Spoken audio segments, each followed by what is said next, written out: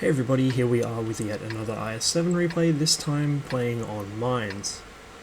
Once again, this is going to be a pretty good showcase of the IS-7's strength as a heavy tank, but it's also going to be a pretty good demonstration of why sometimes it's a little better to be patient than aggressive. I can't recall exactly which mission I was trying to complete this match.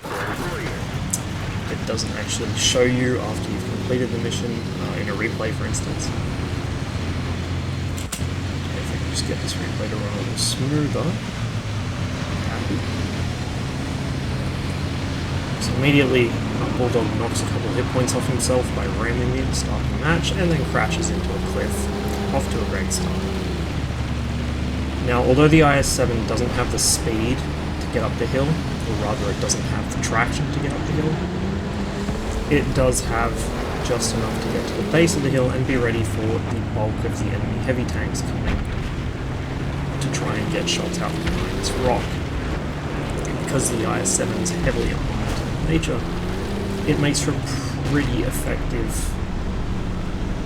sort of blocker on this position.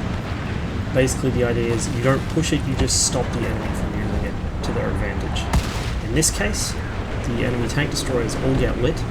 They're all clustered up in a single corner of a single grid square, not even just the one grid square, but one corner of it. Unfortunately, our army doesn't manage to hit them, or at least doesn't manage to knock any of them out. But they do begin to disperse a little as our team start playing some fire on them. Now, we do have an E5 and an E75 attempting to climb the hill. All they're really doing is throwing away hit points. I'm not sure what they thought they were going to achieve there, but it looks like the enemy heavies have lost a lot of hit points doing something similar. While the enemy tanks around me are distracted, they push up behind the rock here. It's not really arty cover, especially with how far out I'm sitting. But I just need immediate cover from the tank destroyers in the back. I'm not really worried about arty. There's plenty more tempting targets for it. The enemy T-62 makes a mistake, pokes around the corner, gets perma-tracked and taken apart. And that gives us a little more breathing space here on the hill, especially now that the enemy heavies have lost a lot of their hit points and aren't so keen to push. Our arty gets a good hit in there.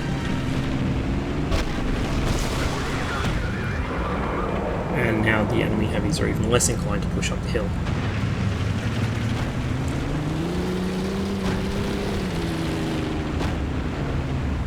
Worth noting that 40-43 managed to actually damage 3 of the enemy heavies with one shell.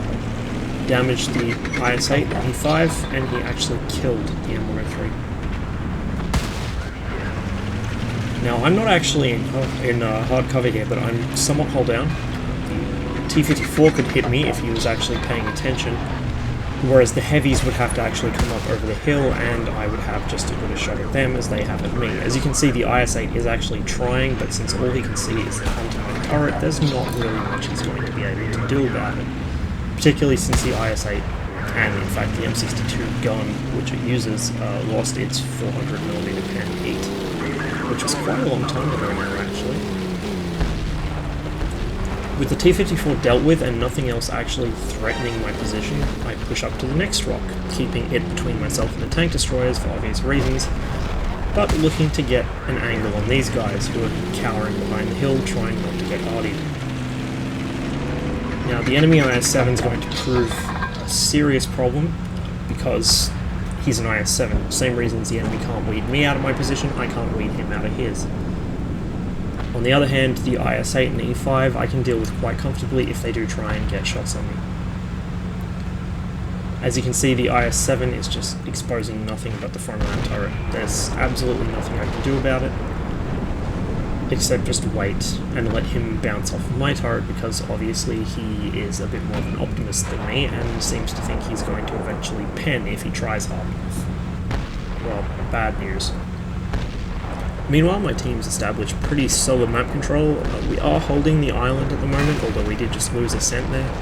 And it looks like the enemy didn't really even contest the village, which is kind of odd.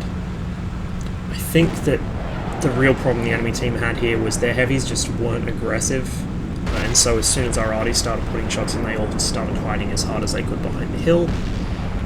And all those TDs bolted up into one corner, and that meant that there was a lot of firepower that should have been going out towards the village that wasn't. And of course the T-57 on island, while the island is worth holding, just so that the enemy don't push mediums down it, there's already a 4502 last seen in that position, and really he would probably be better off trying to hold village. Well, it's too late now.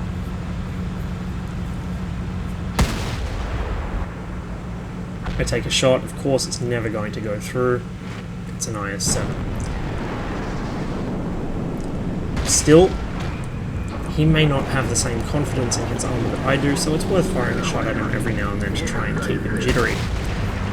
Unfortunately, I missed my snapshot of the 215B there.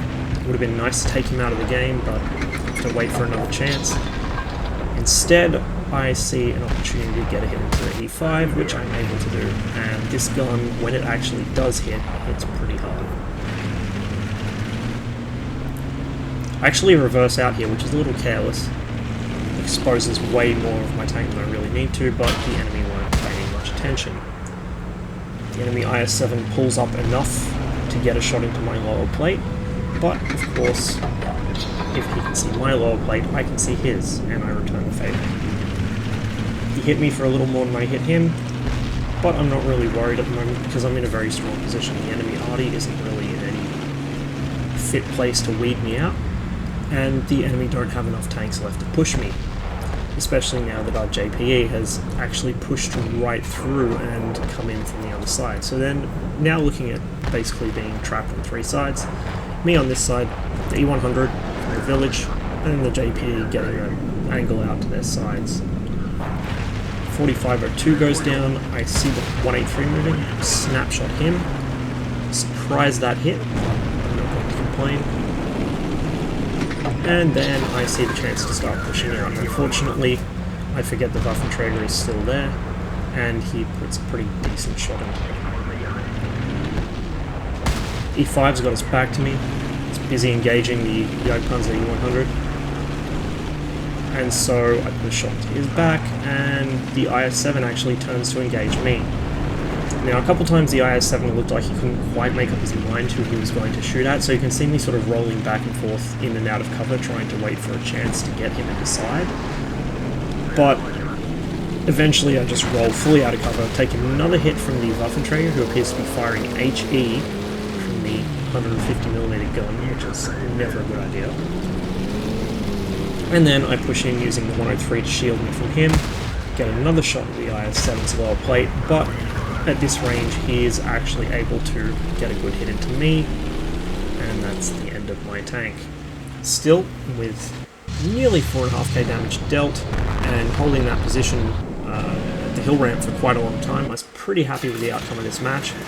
The IS-7, when it's not busy assaulting people and just beating them over the head relentlessly until they cave in, it's a very, very good tank for just putting in a stubborn hold-down position and defending it. It's really good at denying the enemy access to something like that. There are other tanks which are quite good at it too, obviously the American heavy tanks and the T-30 with their excellent turret armor, but the IS-7 is just such a pain to dig out of an entrenched position. Another good example would be on Karelia. For instance, the south side of Karelia, not the actual donut or the hill, or even the approach to it, but rather the extreme southeast corner of Karelia where there's that low ground with the rocky ponds. If you put an IS-7 into one of those, it's really, really hard to dig it out unless somebody can get up on the hill and fire down into its engine deck from above. And even then, you know, it's an IS-7, so you will get some pretty wacky bounces out of it. But any sort of rut or slight slope you can use as a hold-down position in the IS-7. You may not have the gun depression to utilize it as effectively as an American tank, but you can just sit there and your existence is enough of a threat to the enemy that they won't push you. So it's perhaps not as versatile as some tanks, which is probably the reason it's not as popular anymore. Obviously the T110 is a lot better at just general flexibility than the IS-7 is. The T57 puts out damage a lot better, and if you need an armoured shit brick, the E100 is pretty good at that, and you know, the E100's armor is a bit more predictable, a bit more consistent.